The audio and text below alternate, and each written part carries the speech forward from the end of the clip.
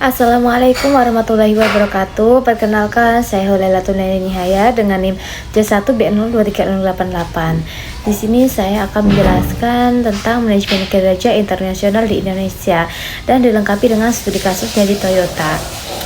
Di era globalisasi, perusahaan multinasional menghadapi tantangan besar dalam mengelola kinerja karyawan, apalagi negara-negara dengan budaya dan regulasi yang kompleks seperti Indonesia. Dalam video ini, kita akan membahas manajemen kerja internasional di Indonesia dan bagaimana rekasa otomotif dunia Toyota berhasil menerapkannya secara efektif.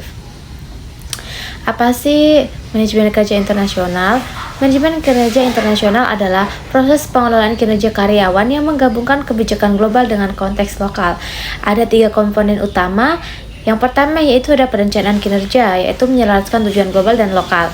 Yang kedua yaitu ada penilaian kinerja, yaitu menggunakan metode objektif dan frekuensi yang konsisten. Yang ketiga yaitu ada komunikasi dua arah secara terbuka dan konstruktif. Nah, salah satu pendekatan terpopuler adalah metode OKR, yaitu Objective and Key Result, yang memastikan semua target kerja saling terkait dari top manajemen hingga level operasional. Yang kedua itu ada tantangan di Indonesia. Mengelola kinerja di Indonesia bukan tanpa tantangan. Beberapa faktor yang harus dipertimbangkan adalah yang pertama itu kerangka hukum seperti Undang-Undang Ketenagakerjaan Nomor 13 Tahun 2023 dan Peraturan Pemerintah tentang Pengupahan serta Standar Kompetensi Kerja Nasional Indonesia atau SKKNI.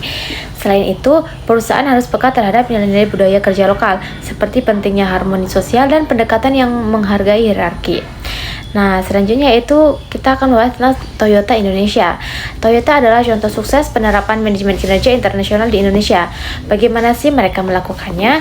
Yang pertama yaitu ada standarisasi global, penyesuaian lokal.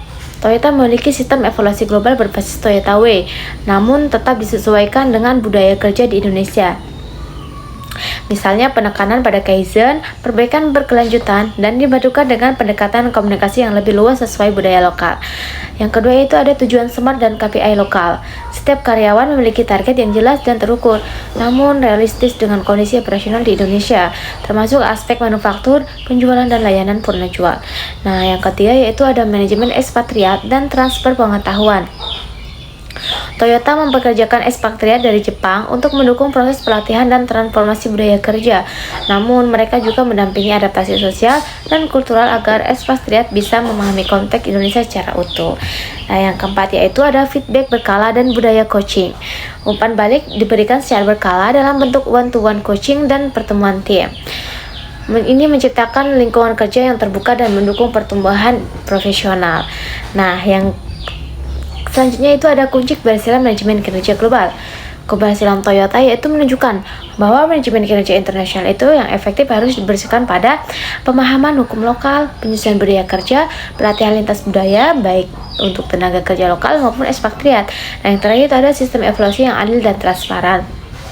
Jadi kesimpulan dari video ini, manajemen kinerja internasional bukan sekedar mengukur produktivitas, tetapi strategi menyatukan visi global dan potensi lokal. Toyota menunjukkan bahwa dengan sistem yang adaptif dan inklusif, perusahaan multinasional bisa mencapai standar kelas dunia tanpa kehilangan kearifan lokal. Apakah organisasi kalian siap mengelola kinerja secara global di Indonesia?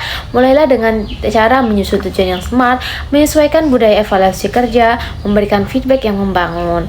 Nah, tim Toyota Indonesia juga bekerjasama lintas divisi, ekspatriat, dan lokal yang saling berdiskusi. Ingat, organisasi terbaik adalah yang mampu membawakan nilai global dengan kekuatan lokal. Terima kasih yang telah menonton dan sampai jumpa di video selanjutnya. Wassalamualaikum warahmatullahi wabarakatuh.